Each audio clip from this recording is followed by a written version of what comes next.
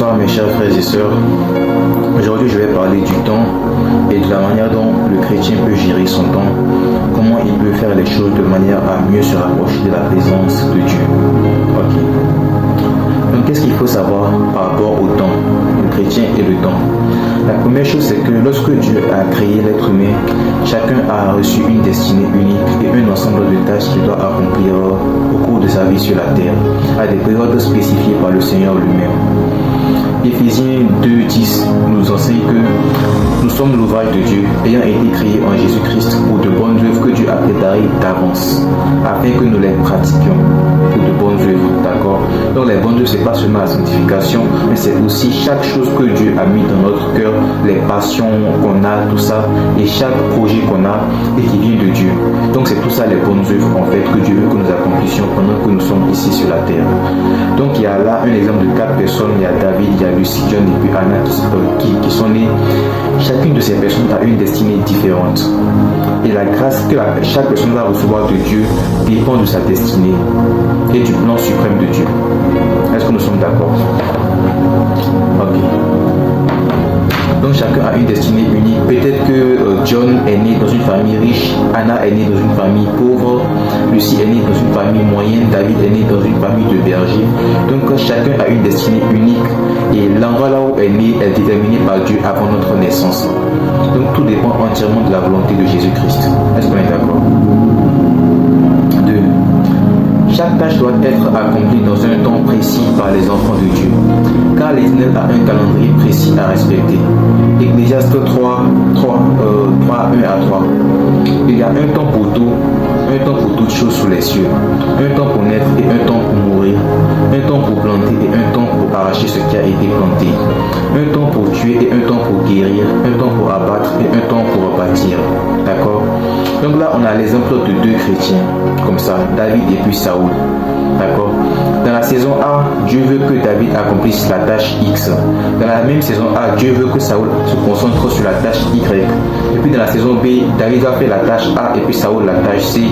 Dans la saison C, David va faire la tâche M et puis Saoul va faire la tâche N. Donc pour chaque saison que l'enfant de Dieu traverse, Dieu a une tâche spécifique qu'il a préparée pour cet enfant de Dieu. D'accord? Donc quel que soit l'endroit là où tu es maintenant dans la vie, je te garantis, même de là où tu es, Dieu a une tâche qu'il a prévue pour toi. Il a quelque chose qu'il a préparé spécialement pour toi. Et pour comprendre cela, pour entrer dans la destinée, il faut te rapprocher de Jésus-Christ. Il faut entièrement te soumettre à sa parole. Ok. La troisième chose à savoir, chaque tâche que Dieu assigne à ses enfants vient avec des bénédictions. Ces bénédictions seront héritées soit sur la terre, soit au ciel. Si nous n'accomplissons pas ces tâches dans leur temps, nous risquons de perdre ces bénédictions prévues par le Seigneur pour nous. D'accord? Deutéronome 39 à 10. L'Éternel ton Dieu te comblera de bien en faisant prospérer tout le travail de tes mains, le fruit de tes entrailles, le fruit de tes troupeaux et le fruit de ton sol. Car l'Éternel prendra de nouveau plaisir à ton bonheur comme il prenait plaisir à celui de tes pères. Lorsque tu obéiras à la voix de l'Éternel ton Dieu, en observant ses commandements et ses ordres écrits dans le livre de la loi. Lorsque tu reviendras à l'Éternel ton Dieu de tout ton cœur et de toute ton âme. La condition des bénédictions de Dieu, ça a été toujours l'obéissance. Est-ce qu'on est d'accord sur cela? Donc il faut comprendre que chaque fois que Dieu te demande de faire quelque chose, il y a des bénédictions qu'il a prévues avec ça. Certaines bénédictions vont se manifester immédiatement et puis d'autres ça va être plus tard, d'autres encore ça va être quand tu seras au ciel que tu vas recevoir ces bénédictions-là. D'accord? Mais il faut comprendre qu'à chaque tâche que Dieu t'assigne, chaque chose que Dieu te demande de faire, il y a une bénédiction qui est collée à cette chose. Donc quand tu ne fais pas la chose, tu manques la bénédiction. Tu comprends ça? Maintenant, qu'est-ce qui se passe? Lorsqu'un chrétien dans une saison spécifique échoue à accomplir l'œuvre de Dieu, l'Éternel va transférer la mission à quelqu'un d'autre et c'est l'autre personne qui finira par hériter de toutes les bénédictions que Dieu avait prévues par rapport à cette chose-là. Est-ce qu'on est d'accord? Donc quand tu lis 1 Samuel 16:1, le Seigneur dit, l'Éternel dit à Samuel, quand cesseras-tu? Dieu dit, quand cesseras-tu de pleurer sur Saoul? Je l'ai rejeté afin qu'il ne règne pas sur Israël. Remplis ta corne d'huile et va, je t'enverrai chez Isaïe, Bethléemite, car j'ai vu parmi ses fils celui que je désire pour moi. Est-ce que tu comprends cela? Voilà. Donc en fait, il faut comprendre qu'est-ce qui s'est passé ici. Il y avait David et puis il y a le cas de David et puis de Saoul. Dans la saison précise assignée par Dieu, David a accompli tout ce que Dieu voulait qu'il fasse parce qu'il était obéissant de un. C'est l'obéissance d'abord qui compte. C'est-à-dire que David avait un cœur selon Dieu. Donc David ne haïssait pas les gens, la rancœur. Donc il y a d'abord le cœur. Ensuite, après le cœur, il y a l'obéissance et la discipline. Il y a toutes ces choses-là. Donc en plus d'avoir un cœur vraiment qui est sincère devant Dieu, David était obéissant. Mais maintenant, comme dans la saison 1, Saoul a raté la tâche et puis il a voulu être désobéissant, qu'est-ce que Dieu fait? Dieu prend la tâche du chrétien Saoul et puis il transfère ça au chrétien David. Donc quand Dieu veut te faire quelque chose pour toi, ce que tu refuses de faire à cause de la paresse et puis de la désobéissance, Dieu va prendre ça et puis il envoie ça à quelqu'un d'autre tranquillement. Et puis c'est comme ça qu'il y a des gens qui ratent leur saison à cause de la paresse et à cause de la désobéissance, à cause de leur cœur rebelle et orgueilleux. Quand Dieu a prévu quelque chose pour toi, il est important d'être obéissant à sa parole. Prenons l'exemple du prophète Élie, n'est-ce pas? Lui, je pense que ce n'était pas un mauvais exemple en soi, mais ce que je veux dire par là, c'est qu'il pensait qu'il était le seul prophète en Israël. Il avait dit que Jézabel a fait tuer tous les prophètes et puis qu'il ne reste que lui. Maintenant, c'est ça, Dieu lui dit non, j'ai encore 7000 hommes qui n'ont point fléchi le genou devant Baal. 7000 hommes. Donc il faut comprendre, chaque fois, il faut te mettre dans la tête, chaque fois que Dieu te dit de faire quelque chose et puis tu penses que tu es irremplaçable là, Dieu a 7000 personnes qui peuvent faire le travail mieux que toi. Ne sois pas orgueilleux.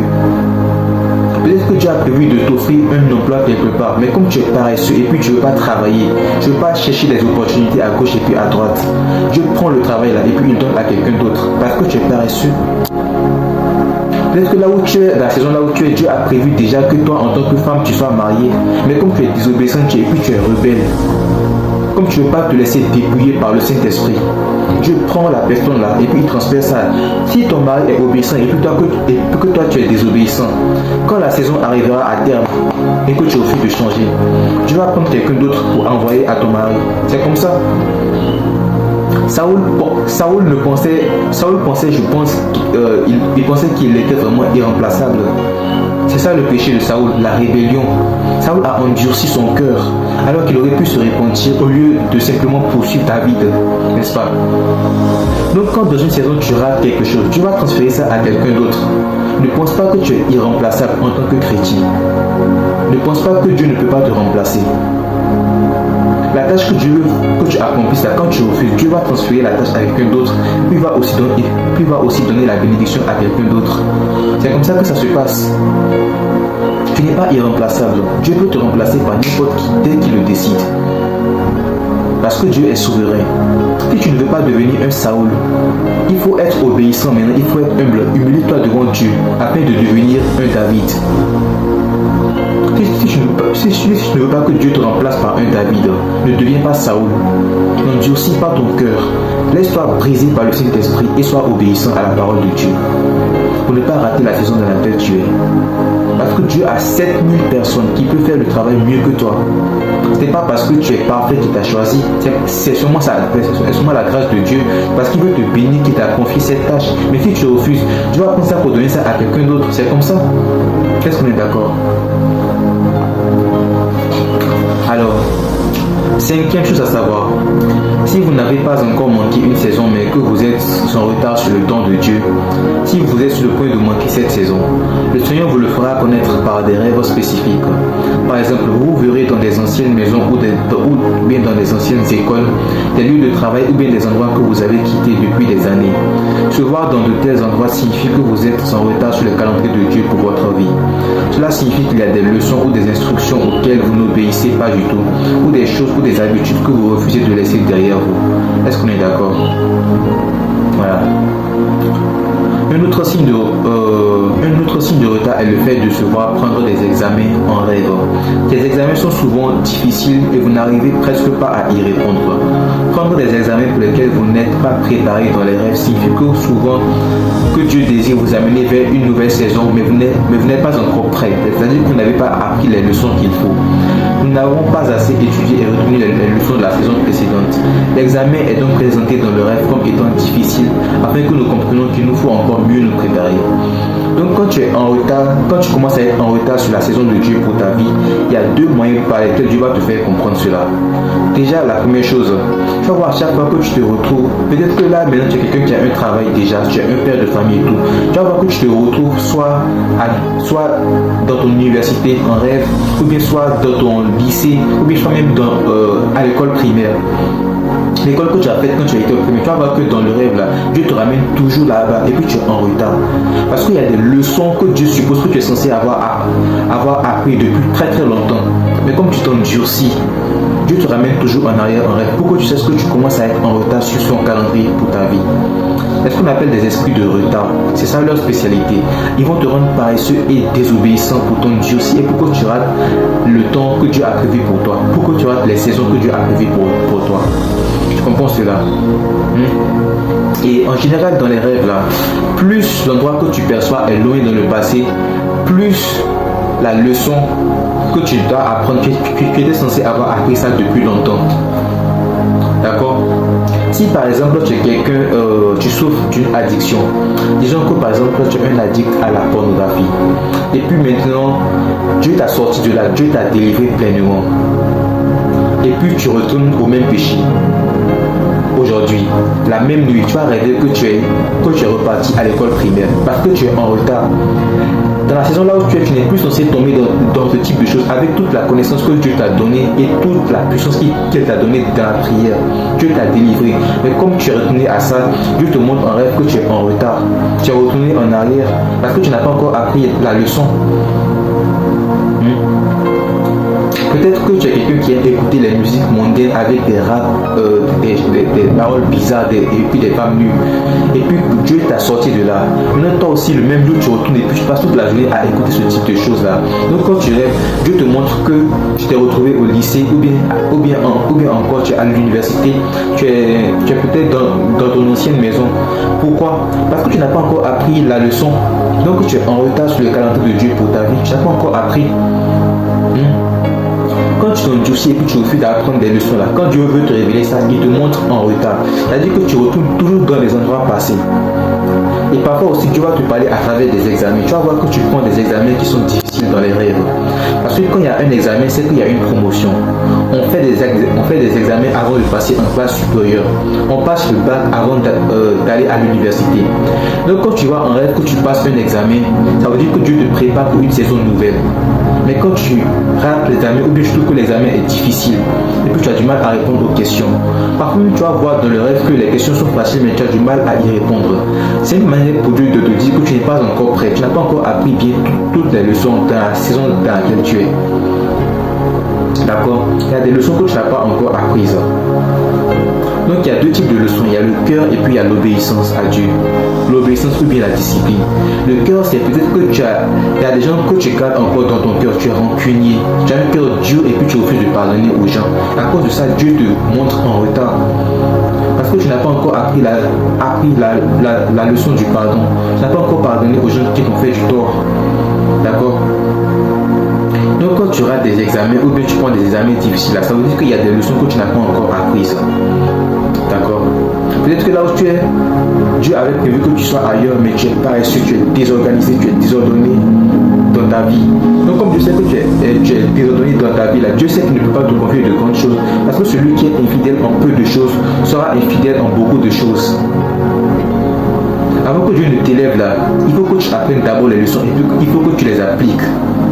Ne garde pas les gens dans ton cœur, la haine dans le cœur, la jalousie, l'envie et puis l'orgueil.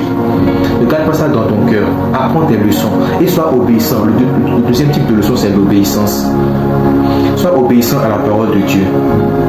D'accord? Parce que quand tu es désobéissant, ça veut dire que tu n'es pas prêt pour la saison suivante. Si en peu de choses, si même ta maison, ta chambre, tu n'arrives pas à organiser ça, comment tu vas gérer un bureau? Comment tu vas gérer une entreprise? Peut-être que Dieu veut te promouvoir, mais à cause de ton propre désordre, il n'arrive pas à le faire parce qu'il sait que tu vas gaspiller ce qu'il va te donner. Tu ne vas pas bien gérer ça. Donc quand tu es en retard, il y a deux façons de savoir dans les rêves. Soit tu te retrouves dans des écoles, des lieux de travail ou bien des endroits que tu as quittés depuis des années, ou bien soit tu passes des examens difficiles que tu rates souvent.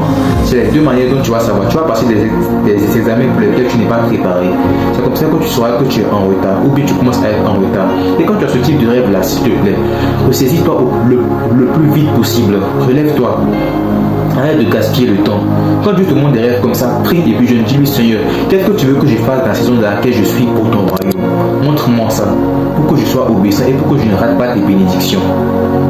Parce que quand tu désobéis et puis que la saison vient à terme, Dieu prend ce qu'il a prévu pour toi et puis Dieu va prendre un David qui est plus obéissant que toi pour lui transférer ça. Garde toujours à l'esprit que Dieu a 7000 personnes qui peuvent faire le travail mieux que toi. Ne sois pas orgueilleux et ne t'endurcis pas. D'accord? 6. Si vous avez manqué une saison et que l'Éternel vous le fait comprendre, alors ne passez pas votre temps à regretter le passé, au risque de gaspiller à nouveau tout le temps que vous avez dans la nouvelle saison. Apprenez plutôt de vos erreurs et appliquez les leçons que vous avez apprises. Soyez obéissants et faites ce que le Seigneur vous demande dans le temps qu'il vous donne. Ainsi, vous ne manquerez plus la nouvelle saison et vous resterez dans le temps et le calendrier de Dieu pour votre vie. D'accord? Donc, ne répétez pas l'erreur de Saoul qui a passé toute sa vie à poursuivre David au lieu de se repentir.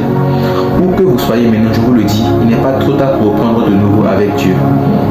Ne vous concentrez pas sur la saison qui a été manquée, mais apprenez et soyez plus humble et obéissant dans la nouvelle saison. Est-ce qu'on est d'accord? Donc voici la personne, voici deux cas que je vais montrer comme ça. Personne A et puis personne B. Personne A et puis B ont manqué la première saison de leur vie pour différentes raisons. Certains pour l'orgueil, pour la têtudesse et l'endurcissement, d'autres parce qu'ils ont été blessés par quelqu'un, donc vraiment ils étaient dans la dépression, d'autres encore à cause de la paresse. D'accord? Donc pour différentes raisons, les deux ont manqué la première saison. Maintenant, on voit qu'il y a une différence de caractère. La personne A, elle passe tout son temps à regretter la première saison. Qu'est-ce que j'aurais pu faire différemment? Comment j'aurais pu me comporter, tout ça. Et en fait, elle a les yeux tellement rivés sur le passé qu'elle a du mal à apprendre des leçons. Et puis à entrer dans la nouvelle saison. Est-ce que vous comprenez ça? La personne a du mal à apprendre les leçons de la saison passée pour entrer dans la nouvelle saison. Est-ce qu'on est d'accord? Donc quand il y a... et puis on voit maintenant que la personne B, qu'est-ce qu'elle fait? Elle apprend de ses erreurs et puis elle devient disciplinée et puis obéissante dans la deuxième saison. C'est ça le bon caractère à avoir. Quand tu as manqué une saison et puis Dieu te le fait comprendre clairement, ne passe pas tout ton temps à pleurer sur ce qui a été raté. Pense à ce que tu peux faire mieux la prochaine fois. D'accord? Pense à ce que tu peux apprendre des leçons de la saison passée et puis laisse Dieu te transformer pour pouvoir mieux faire la prochaine fois. La vie, c'est comme un examen pour entrer au ciel. Ne passe pas tout ton temps à regarder derrière toi. Regarde ce que tu peux faire pour Dieu dans la saison actuelle. Comme ça, tu vas commencer à te ressaisir. Quel que soit l'endroit là où tu es dans la vie maintenant, même si les choses sont difficiles pour toi, je te dis, Dieu a un plan pour ta vie maintenant là où tu es. Apprends les leçons de ton passé et demande à Dieu, Seigneur, quelle est ta volonté pour ma vie dans la saison dans laquelle je suis maintenant? Parfois, peut-être que Dieu t'a permis de tomber là où tu es parce que c'est la seule manière dont tu vas lui obéir. Parce que quand tu étais prospère, tu étais rebelle et puis orgueilleux. Donc Dieu doit te briser ta voix. Maintenant que tu as été brisé, tu peux écouter sa voix maintenant et puis tu peux chercher sa face avec sincérité. Seigneur, quelle est ta volonté pour moi dans la saison dans laquelle je suis maintenant? Demande ça à Dieu pour ne pas rater la saison dans laquelle tu es maintenant. Parce que Dieu a un temps pour toutes choses. Et Dieu, lui, Dieu, c'est comme ça qu'il est. Quand tu ne veux pas faire quelque chose là, Dieu ne va pas te forcer. Il prend ça et puis il donne ça à quelqu'un d'autre et puis il bénit la personne. Donc si tu veux devenir un Saoul, Dieu va te remplacer par un David. Il faut savoir ça toujours. N'endurcis pas ton cœur. Laisse Dieu te briser. D'accord? Et puis ne sois pas paresseux. Maintenant, le 7e point. Quel que soit l'endroit ou le niveau où vous êtes actuellement dans la vie, il n'est pas trop tard pour commencer. Comme je le dis, il n'est pas trop tard. Il n'est pas trop tard pour commencer à servir sérieusement le Seigneur Jésus-Christ. Saisissez-vous maintenant en étant obéissant à sa parole et à sa voix, afin qu'il vous bénisse en son propre temps. Est-ce qu'on est d'accord? 1 Jean 1 à 6. 1 Jean 1 à 9. Si nous confessons nos péchés, il est fidèle et juste pour nous les pardonner et pour nous purifier de toute iniquité. Ok. Alors, quel que soit l'endroit ou le niveau auquel vous êtes actuellement dans la vie, il n'est pas trop tard pour commencer à servir sérieusement le Seigneur Jésus-Christ. Saisissez-vous maintenant en étant obéissant à sa parole et à sa voix, afin qu'il vous bénisse en son temps. Excusez-moi, je vais juste me répéter. Ok. Alors, donc quel que soit l'endroit là où tu es maintenant, il faut te ressaisir, d'accord? Ne passe pas toutes tes journées à pleurer sur le passé. Si tu as perdu des amis, c'est pas grave. Tu as perdu une relation, c'est pas grave. D'accord? Il y a un temps là où tu peux pleurer et puis guérir. Mais une fois que ce temps passe, il faut te ressaisir. Parce que quand tu continues à gaspiller tout autant sur le passé, tu vas manquer la nouvelle saison et puis tu vas manquer les nouvelles choses. Ne te laisse pas distraire par le passé. Concentre-toi sur le présent et concentre-toi sur la volonté de Dieu dans ta vie, dans la saison dans laquelle tu es maintenant. C'est le présent qui compte le plus, d'accord? Ok, voici une prière que vous pouvez faire. Seigneur Jésus-Christ, je souhaiterais venir dans ta présence aujourd'hui et m'humilier devant toi. Je voudrais te confier ma vie et ma destinée. Tu es le Dieu du temps et de l'espace. Tu as créé toutes choses. Tu as fait toutes choses parfaites en son temps. Je sais que tu es un Dieu qui organise toutes choses dans la vie de tes enfants et que tu as des plans pour chacune des saisons qu'ils traversent. Je veux te demander en ce jour de m'ouvrir les yeux, Seigneur Jésus-Christ. Quelle est ta volonté pour ma vie dans la saison dans laquelle je me trouve en ce moment? Désires-tu que je fasse une tâche en particulier? Souhaiterais-tu que j'abandonne certaines habitudes ou certains traits de caractère? Il y a des idoles dont tu veux, y a-t-il des idoles dont tu veux que je me débarrasse? Quelle que soit ta volonté pour moi, montre-la moi, Seigneur, et surtout donne-moi la force de la mettre en application. Au nom de Jésus-Christ. Si tu désires que je délaisse les relations et les amitiés qui ne t'honorent pas, fais-le-moi comprendre. Si tu désires que je m'humilie devant toi et que je cherche une plus grande intimité avec toi, fais-le-moi savoir. Mais surtout, donne-moi la force, la diligence et l'humilité qu'il faut pour mettre en application les instructions que tu me donneras. Amen. Amen. Quel que soit l'endroit là où tu es maintenant, demande à Dieu, Seigneur, quelle est ta volonté pour ma vie, là où je suis maintenant? Qu'est-ce que je peux faire pour ton royaume? Qu'est-ce que tu veux que je travaille? Quel trait de caractère veux-tu que je change? Qu'est-ce que tu veux changer en moi? Peut-être que tu veux que j'ai un cœur plus doux, un cœur qui pardonne plus facilement, un cœur moins dur. Peut-être que tu veux que je guérisse les blessures du passé. Seigneur Jésus-Christ, guéris-moi et montre-moi ce que tu veux que je fasse. Quelle est ta volonté pour ma vie dans la saison actuelle dans laquelle je suis? Fais cette prière-là, d'accord? S'il te plaît, je le répète, n'endurcis pas ton cœur, parce que Dieu peut te remplacer par 7000 personnes qui peuvent faire un travail meilleur que toi. Si tu deviens Saoul, Dieu va te remplacer par un David. Où que tu sois maintenant, n'endurcis pas ton cœur, mais laisse Dieu te briser et te changer. Ou sois obéissant à Dieu, soumets-toi entièrement à la volonté de Dieu. Laisse le Saint-Esprit te briser et te changer. D'accord? Ça en vaudra la peine. Je le sais par expérience, ça en vaudra la peine. Laisse Dieu te transformer pour créer un homme nouveau en toi. Voilà, donc sois béni dans le nom de Jésus-Christ. Et merci pour ceux qui ont été patients jusqu'à la fin de la vidéo. Amen.